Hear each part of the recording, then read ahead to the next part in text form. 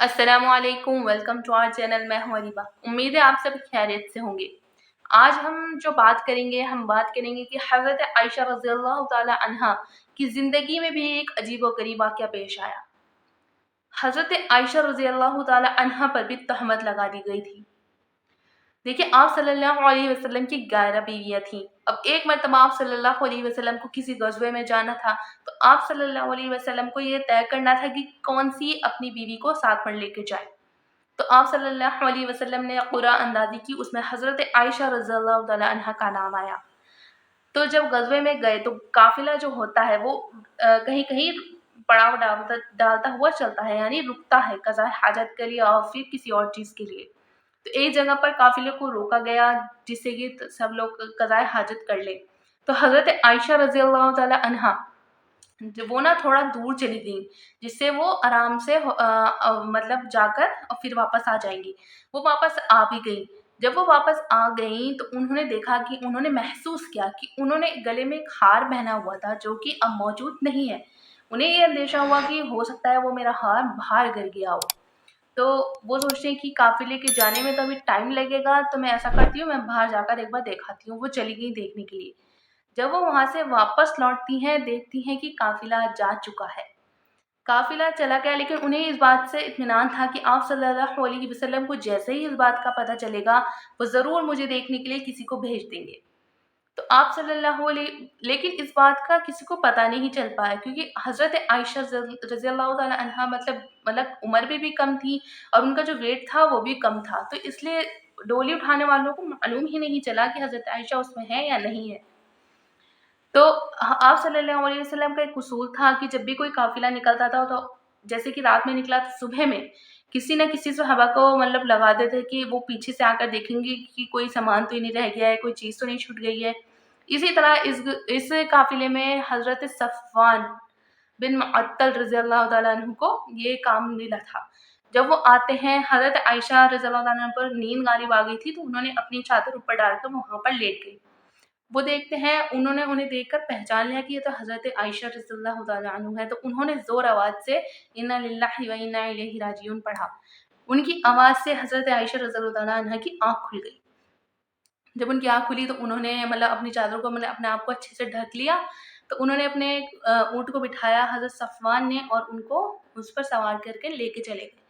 जब वहाँ पहुँचते हैं तो लोगों को तो मौका मिल गया, जो मुनाफ़िक थे ना, जो मुनाफ़िकीन थे, उन्हें मौका मिल गया एक और कि आप सल्लल्लाहु अलैहि वसल्लम को तकलीफ़ देने का, मुसलमानों को तकलीफ़ देने का एक और उन्हें तरीका मिल गया। तो वो ना हज़रत आयशा रज़ियल्लाहु ताला अन्हा के बारे में अजीब-अजीब बातें करने लग गए कि ये पीछे रह गई थी, कहाँ से आ रही हैं, ये सब कुछ कहने लगे। तो जब आप सल्लल्लाहु अलैहि वसल्लम को ये पता चला तो बहुत ज़्यादा वो गमज़दा हो गए।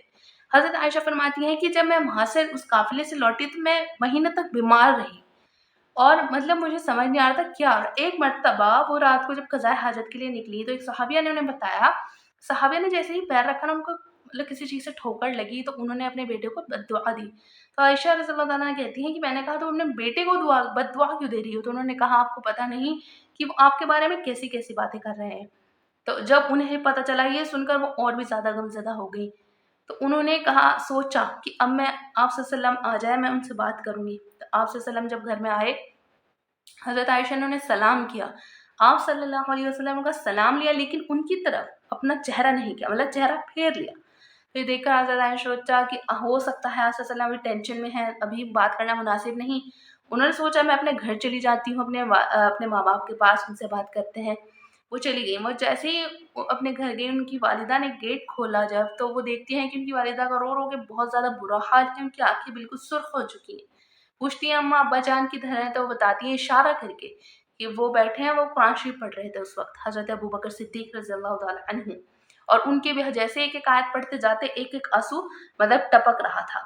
तो ये देखकर हज़रत आयशा रज़ियल्लाहु ताला और भी ज़्यादा गमगीन हो गईं कि क्या सब हो रहा है। तो उन्होंने कुछ नहीं किया, उन्होंने मुसल्ला उठाया और एक किनारे में जाकर जाने लगी। तो उनकी अम्मा पूछती हैं कि आयशा कहाँ जा रही हो? कहने लगी मैं अल्लाह की से दुआ करूँगी अब बस। वो गईं, उन्होंने मुसल्ला बिछाया और सिजदे में अल्लाह ताला से दुआ करने लगी, बहुत ज़्यादा दुआ करने लगी। वो कहती हैं कि ए अल्लाह आपने जब हज़रत यूसुफ़ अलैहिस्सलाम पर मुसीबत आई थी तो आपने उन्हें बारात दिलाई।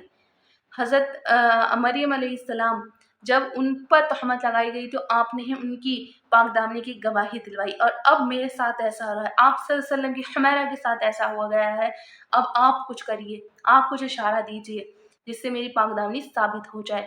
ادھر وہ دعا کرتی ہیں، آپ صلی اللہ علیہ وسلم آئے، وہ دیکھنے کے لیے آئے کہ حضرت عائشہ کا کیا حال ہے۔ جب وہ دیکھنے کے لیے آئے تو پوچھتے ہیں ان سے، ان کی والدہ سے کہ کہاں ہے حمیرہ۔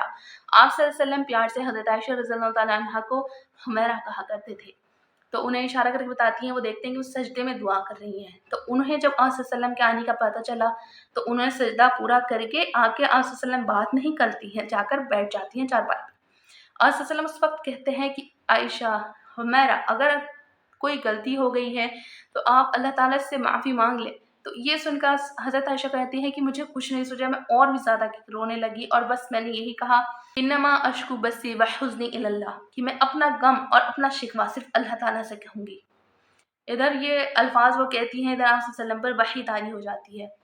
تو اس وقت حضرت عائشہ رضی اللہ تعالیٰ کے جو والدین تھے وہ بہت زیادہ پریشان ہوئے کہ پتہ نہیں کیا فیصلہ آئے گا، آپ صلی اللہ علیہ وسلم کو کیا بتا جائے گا، لیکن حضرت عائشہ جو تھی نا وہ بہت زیادہ مطمئن تھی، کیونکہ انہیں پتا تھا کہ کچھ نہیں ہونے والا، کیونکہ انہیں معلوم تھا کہ وہ صحیح ہیں، تو وہ ٹینشن فری تھی اس وقت۔ تو جب صلی اللہ علیہ وسلم پر وحی آئی، انہیں بتا دیا گیا، تو اس کے بعد جب اپنے اوپر سے چادر ہٹاتے ہیں تو کہتے ہیں عائشہ مبارک ہو، اللہ تعالیٰ نے تمہاری برات فرما دی ہے۔